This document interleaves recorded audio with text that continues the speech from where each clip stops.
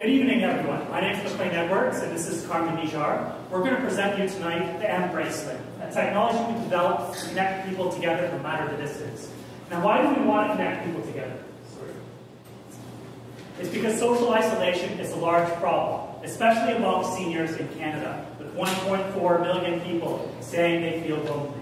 Now, this isn't just a feeling, it has real health implications. It lowers life expectancy and leads to a lower quality of life. Now, in these days, you think social isolation should be less of a problem. Social media is on the rise. People should be as connected more than ever. However, we find through studies that social media, if anything, worsens the problem. Now, social isolation is not just sad. It's a very real-life issue that we have to deal with. We spoke to a woman, let's call her Jackie, okay? In 2012, she went through a major life-changing event, which really caused the reality that she knew of to disintegrate. And it didn't take very long before her social networks crumbled, and she had no family nearby to confide in. So what was she left with? Nothing. That's it. She really wasn't. Social isolation really became her solution. And in times when she was in a really dark place, all she really needed was comfort and connection.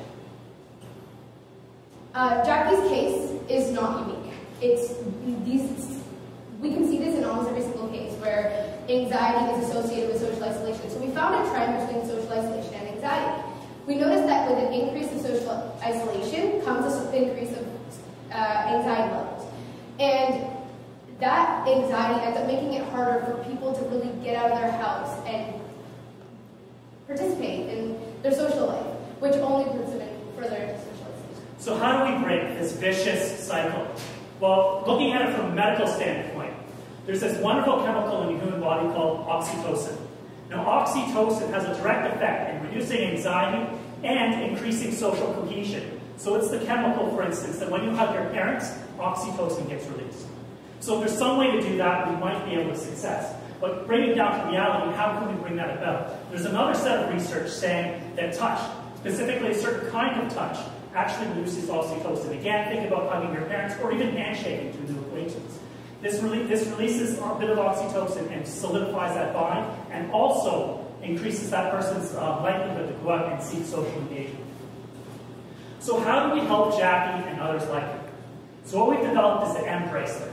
So this is a device that links people together, and we made it quite as easy to use as possible. So at one end, for the caregiver, for instance, they open up the cell phone app and initiate the connection just by clicking on the contact. The receiver can receive the vibration or the sensation of touch and know that someone's thinking about them or cares about them. You can very simply send an acknowledgement without having to be technologically literate. So to give this a case in point, this is a use case with Sarah. Can we start the... So Sarah hasn't seen her family in almost a month. Her daughter is at a very important interview overseas, and she's really worried about it. Sorry. Yes? We'll give you okay.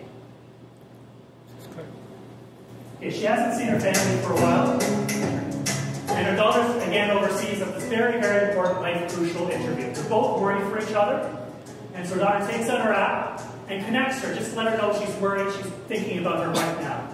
She gets the message and knows that her day's already that little bit better, and by the way, her daughter nails that interview. Next.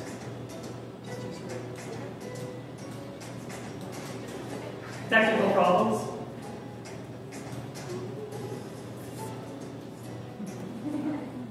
And by the way, the second video was showing another possible use. Her husband was also traveling. It's another way to just quickly say, hey, I'm thinking about these. And this is our user-friendly application. But will people really use our application? Well, Jackie said she would, which is great, right? And we've spoken to a number of people that also said they would. People really wish that they had this device when they needed it in order to communicate overseas and to people, just loved ones that they really wanted to get across to.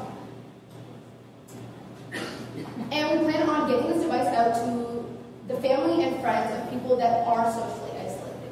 So this demographic of Asian population is only going to keep increasing, and it's going to double in 12 years, from 1 billion to 2. So how do we actually create this? So we will need a little bit of investment to create the device and to keep the team going, but we figure we'll only need to sell between 7,000 and 8,000 devices a year to just break even. And we have other revenue models beyond that, but we think we can sell the device for around $145. Now, a few issues potentially come up, like, well, we have to stress that not everyone can contact you. It's only people you allow, your close friends and family, and you can choose when to contact you as well. We looked into similar products, and there are some bracelets that are similar, but they have varying target audiences, making them different.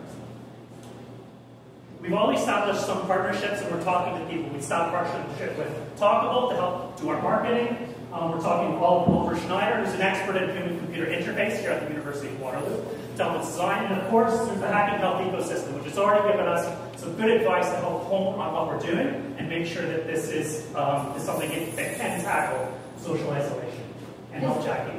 This is our team. We come from very diverse backgrounds. It was a pleasure working with every single one. Now, we're proud to introduce the m-bracelet as a team because you're the